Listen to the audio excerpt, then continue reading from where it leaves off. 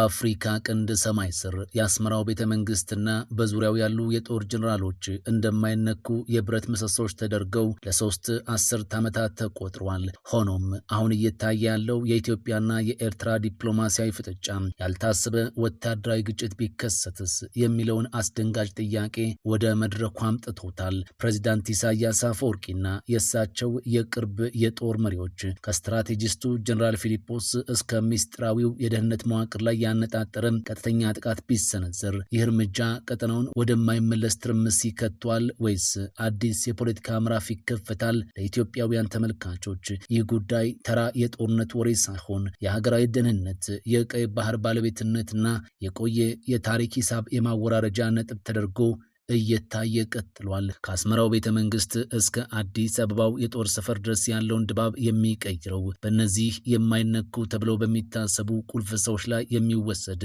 ማንኛውም እርምጃ የሚያስከትለውን ፖለቲካዊ፣ ወታደራዊና ስነልቦናዊ መዘዝ በጥልቀት እያነሳን እንቆያለን። ይህ ኢትዮ ፕላስ ነው። ኢትዮ ፕላስን ሰብስክራይብ፣ ቪዲዮዎቹን ደግሞ ላይክ እና ሼር በማድረግ ጥቂት ደቂቃዎችን በጋራ እንድታሳልፉ በአክብሮት እንጋብዛችኋለን።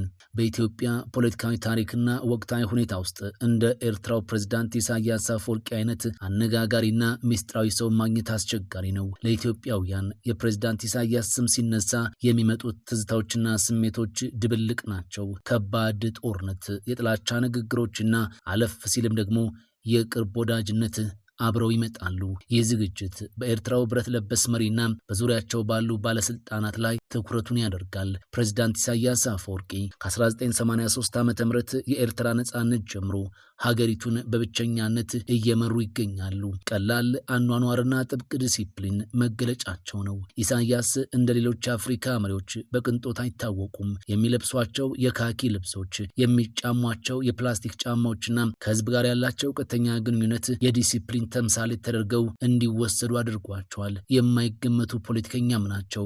ለዓመታት የኢህአዴግ ቁጥር አንድ ጠላት የነበሩት ኢሳያስ በ2010 ዓ.ም ከጠቅላይ ሚኒስትር አብይ አህመድ ጋር ያደረጉት ሰላም የብዙዎችን ግምት የሰበረ ነበር። የምስራቅ አፍሪካው የቼዝ ተጫዋች በአካባቢው ጂኦፖለቲካ ውስጥ ትልቅ ተጽዕኖ አላቸው። ኢትዮጵያ ውስጥ የሚፈጠሩ ለውጦች ላይ ሁልጊዜም እጃቸው እንዳለ ይታመናል። በፕሬዝዳንት ኢሳያስ ዙሪያ ያሉት ባለስልጣናት እንደ መሪያቸው ሁሉ ሚስጥራዊ ሰዎች ናቸው። ጥቂቶቹን እያነሳን እንመልከት። የኢሳያስ ስትራቴጂና ኢትዮጵያ።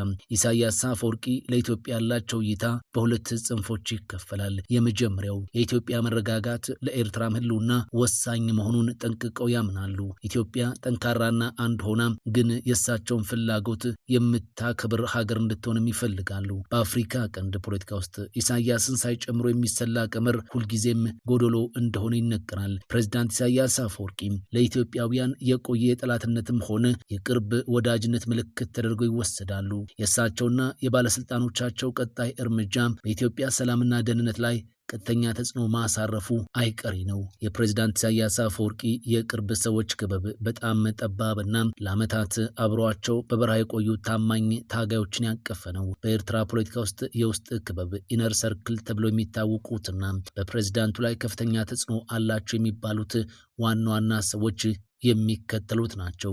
የመጀመሪያው የማነ ገብረአብ። እኚህ ሰው የፕሬዝዳንቱ የፖለቲካ አማካሪና የህግደፍ የፖለቲካ ጉዳዮች ኃላፊ ናቸው። የፕሬዝዳንቱ ቀኝ እጅና የስትራቴጂ ቀማሪ ተደርገውም ይወሰዳሉ። በማንኛውም የዲፕሎማሲ ግንኙነት በተለይም ከኢትዮጵያና ከምዕራባውያን ጋር በሚደረግ ንግግር ፕሬዝዳንቱን ወክለው የሚገኙ እሳቸው ናቸው። ኢሳያስ እጅግ በጣም ከሚያምኗቸው ጥቂት ሰዎች መካከል ቀዳሚው የማነ ገብረአብ እንደሆኑም ይታመናል። ሁለተኛው ሰው የማነ ገብረ መስቀል የኤርትራ የማስታወቂያ ሚኒስትር ናቸው። የመንግስትን ቃል አቀባይነት ሚናም ይወጣሉ። ፕሬዝዳንቱ የሚፈልጉት መልእክት ለዓለም እንዲደርስ የሚያደርጉት እሳቸው ናቸው። ከፕሬዝዳንቱ ጋር በየቀኑ በሚባል ደረጃ ይገናኛሉ። የኢሳያስን ሀሳቦች ወደ ጽሑፍና ወደ መግለጫ በመቀየር ረገድ ወደር የላቸውም። ሶስተኛ ጀነራል ፊሊጶስ ወልደ ዮሐንስ የኤርትራ መከላከያ ኃይል ኢታማዦር ሹም ናቸው። የሀገሪቱን ወታደራዊ መዋቅር በበላይነት ለሶስት አስርት ዓመታት እየመሩ ቀጥለዋል። ኢሳያስ አፈወርቂ ለወታደራዊ ጥንካሬ ትልቅ ቦታ ስለሚሰጡ ጀነራል ፊሊጶስ በውሳኔ አሰጣጥ ላይ ትልቅ ክብደት አላቸው። በቅርብ ዓመታት በተከሰቱት ቀውሶች ውስጥ የፕሬዝዳንቱ ዋነኛ የኃይል መቆጣጠሪያ ሆነው እንዳገለግሉም ይነገርላቸዋል። አሁንም ቀጥለናል። አራተኛ ሀጎስ ገብረ ሕይወት የህግደፍ የኢኮኖሚ ጉዳዮች ኃላፊ ናቸው። የኤርትራን የኢኮኖሚ ግምጃ ቤት እና የፓርቲውን የንግድ ተቋማት ያስተዳድራሉ። የኤርትራን የገንዘብ ቁልፍ የያዙ ሰውም ተብሎ ይጠራሉ። ፕሬዝዳንቱ ለሀገሪቱ የፋይናንስ እንቅስቃሴና ለልዩ ፕሮጀክቶች ማስፈጸሚያ ሙሉ በሙሉ የሚተማመኑት በእሳቸው ላይ ነው። አምስተኛ ሜጀር ጀነራል ስምዖን ገብረ ድንግል የኤርትራ የደህንነት መስሪያ ቤት ኃላፊ ሰው ናቸው። የሀገሪቱ የደህንነትና የስለላ መዋቅርን በበላይነት ይቆጣጠራሉ። በፕሬዝዳንቱ ዙሪያ ሊኖር የሚችለውን ማንኛውም ስጋት የመከታተልና የማስወገድ ኃላፊነት ስላለባቸው ከኢሳያስ ጋር ያላቸው ግንኙነት የጠበቀና በከፍተኛ ሚስጥር የተሞላ ነው። ፕሬዝዳንት ኢሳያስ አፈወርቂ ሰዎችን በቀላሉ የማመን ባህሪ የላቸውም። እነዚህ ባለስልጣናት ግን ከነጻነት ትግሉ ጀምሮ አብረዋቸው የቆዩ ሰዎች ናቸው። ለፕሬዝዳንቱ ያላቸው ታማኝነት በተደጋጋሚ የተፈተነ ነው። ከፕሬዝዳንቱ ትዕዛዝ ውጪ የግል የፖለቲካ ፍላጎት እንደሌላቸው በተለያዩ ጊዜያት ተረጋግጧል። በኤርትራ ውስጥ ብዙ ሚኒስትሮች ቢኖሩም እውነተኛው ስልጣን ያለው ግን በእነዚህ ጥቂት የፕሬዝዳንቱ የቅርብ ሰዎች እጅ እንደሆነም የፖለቲካ ተንታኞች ይስማማሉ። የማነ ገብረአብ ቅጽል ስማቸው ማንኪ ተብለው ይጠራሉ። ስለዚህ ቅጽል ስማቸው ማውራት ማለት የፕሬዝዳንት ኢሳያስን የፖለቲካ ላብራቶሪ መጎብኘት ማለት ነው። የማነ ገብረአብ በኤርትራ ፖለቲካ ውስጥ ካሉ ባለስልጣናት ሁሉ ለየት የሚያደርጋቸው ጥቂት ነጥቦች አሉ። የመጀመሪያው የፕሬዝዳንቱ አንጎል ናቸው። የማነ ገብረአብ ተራ አማካሪ አይደሉም። የፕሬዝዳንት ኢሳያስን ረቂቅ ሀሳቦች ወደ ተግባራዊ ፖሊሲና ስትራቴጂ የሚቀይሩ ሰው ናቸው። ፕሬዝዳንቱ ለዓለም አቀፍ ሚዲያ የሚሰጧቸው ቃለ መጠይቆች ከመደረጋቸው በፊት በየማነ ገብረአብ እንደሚቃኙ ይነገራል። ሌላው ሻምፒዮን ዲፕሎማት ናቸው። ኤርትራ በዓለም አቀፍ ማዕቀብ ውስጥ በነበረችበትና በዲፕሎማሲው ተገላ በነበረችበት ወቅት የማነ ገብረአብ የሀገሪቱ የፊት መስመር ተከላካይ ነበሩ። አሁንም ያንኑ ያደርጋሉ። የተባበሩት መንግስታት ድርጅት በኒውዮርክና በጄኔቫ የሚደረጉ ወሳኝ ስብሰባዎች ላይ ኤርትራን ወክለው የሚከራከሩት እሳቸው ናቸው። የዲያስፖራው መሪም በውጭ ሀገር የሚኖሩ ኤርትራውያንን በማስተባበርና የመንግስትን ደጋፊ በማብዛት ረገድ እጅግ ስኬታማ ሰውም ተደርገው ይቆጠራሉ።